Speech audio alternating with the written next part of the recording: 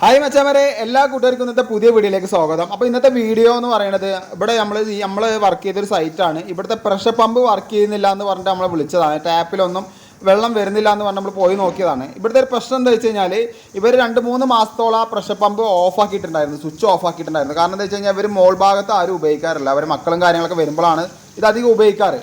അപ്പോൾ pressure പമ്പിൻ്റെ switch ഓഫാണ്. അപ്പോൾ അതുകൊണ്ട് അവർക്ക് അടിയിലേക്ക് ഓൾറെഡി സ്പീഡ് ഉണ്ട്. ഇത് അപ്പ് സ്റ്റെയർ ആണ്, മോൾ ഭാഗത്താണ്. അപ്പോൾ മോൾ ഭാഗത്ത് ഡൈവേർട്ടറും കാര്യങ്ങളൊക്കെ വെച്ചിരിക്കുന്നത്. ഇപ്പോൾ നിങ്ങൾക്ക് അത്യാവശ്യം വലിപ്പമുള്ള ഒരു ഷവറാണ്, 12 ഇഞ്ചിൻ്റെ ഷവറാണ്. അതിലടക്കം വെള്ളം സ്പീഡ് കമ്മിയാണ് വരുന്നത് കേട്ടോ.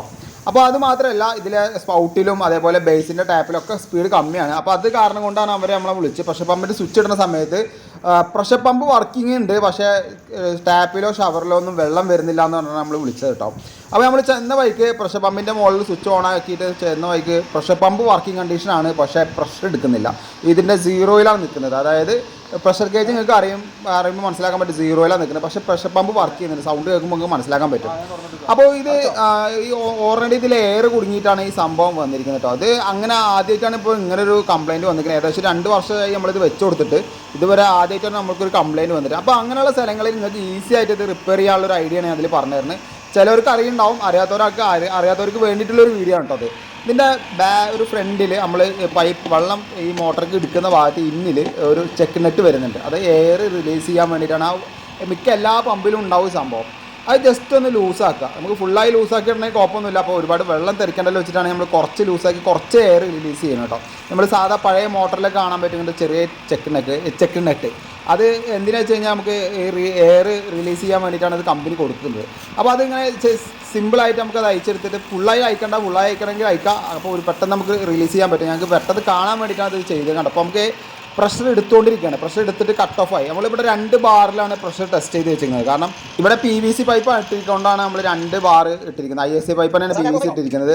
അതോ ഇത് രണ്ടാമതാണ് പ്രഷർ പമ്പിൻ്റെ കാര്യങ്ങളൊക്കെ ഇവർ പറഞ്ഞത്. അതുകൊണ്ടാണ് നമ്മൾ PVC ഇട്ടിരിക്കുന്നത്. ഇപ്പോൾ PVCയിൽ നമ്മൾ അധികം പ്രഷർ പമ്പ് കൊടുക്കാറുണ്ട്. 2 ബാർ കൊടുത്തു കഴിഞ്ഞാൽ ഒരു പ്രശ്നമില്ല. നമുക്ക് സിമ്പിളായിട്ട് തന്നെ യാതൊരു UPVCൻ്റെ കാര്യങ്ങളൊന്നും വരില്ല. നമുക്ക് സാധാ PVCയിൽ തന്നെ നമുക്കിത് വർക്ക് ചെയ്യാൻ പറ്റും കേട്ടോ. അപ്പോൾ നമ്മൾ 2 ബാർ മിനിമം കൊടുത്തിട്ടാൽ മതി. അതിൽ കൂടുതലാകുമ്പോൾ പ്രശ്നം ഉണ്ടായിട്ടല്ല, എന്തെങ്കിലും കാരണവശാൽ പൊട്ടി എന്തെങ്കിലും വരേണ്ട ാണ് 2 ബാർ കൊടുക്കാൻ പറഞ്ഞത്. 2 ബാറൊക്കെ മിനിമം അത്യാവശ്യം നല്ല സ്പീഡ് ഉണ്ടാവും. ഞങ്ങൾക്ക് ജസ്റ്റ് കാണിച്ചു തരാം. ഇപ്പോൾ നമുക്ക് അവിടെയൊക്കെ കംപ്ലീറ്റ് ക്ലിയർ ആക്കി. ഇപ്പോൾ നമുക്ക് പ്രഷർ, അതായത് ടാപ്പ് തുറന്നാൽ മാത്രമേ പ്രഷർ പമ്പ് വർക്ക് ചെയ്യുള്ളൂ. മറ്റേത് അങ്ങനെയല്ല, അവർ സ്വിച്ച് ഓൺ ആക്കുന്ന സമയത്ത് കണ്ടിന്യൂ ആയിട്ട് വർക്ക് ചെയ്തുകൊണ്ടിരിക്കുകയാണ്. അങ്ങനെ ഒരിക്കലും വരാൻ പാടില്ല. അങ്ങനെ വരികയാണെങ്കിൽ നിങ്ങൾ പ്രഷർ പമ്പ് ഓഫ് ആക്കിയിട്ട് ഇലക്ട്രീഷ്യനെ വിളിച്ചിട്ട് കാണിക്കേണ്ടതാണ്.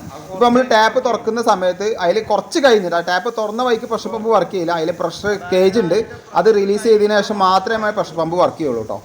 അപ്പോൾ ഇങ്ങനൊരു കംപ്ലയിൻറ്റ് വന്നു കഴിഞ്ഞാൽ നിങ്ങൾക്ക് ഇങ്ങനെ സിമ്പിളായിട്ട് ചെയ്യാൻ പറ്റും. അപ്പോൾ നിങ്ങൾ ഈ വീഡിയോ ഒന്ന് മാക്സിമം നേരത്തെ പറഞ്ഞ പോലെ ഒന്ന് ഷെയർ ചെയ്ത് കൊടുക്കുക. അതേപോലെ എന്തെങ്കിലും ഡൗട്ടുകളോ എനിക്ക് എന്തെങ്കിലും മിസ്റ്റേക്കുകളൊക്കെ പറ്റുമെങ്കിൽ തീർച്ചയായിട്ടും നിങ്ങൾ കമൻറ്റ് ബോക്സിൽ കമൻറ്റ് ചെയ്യുക.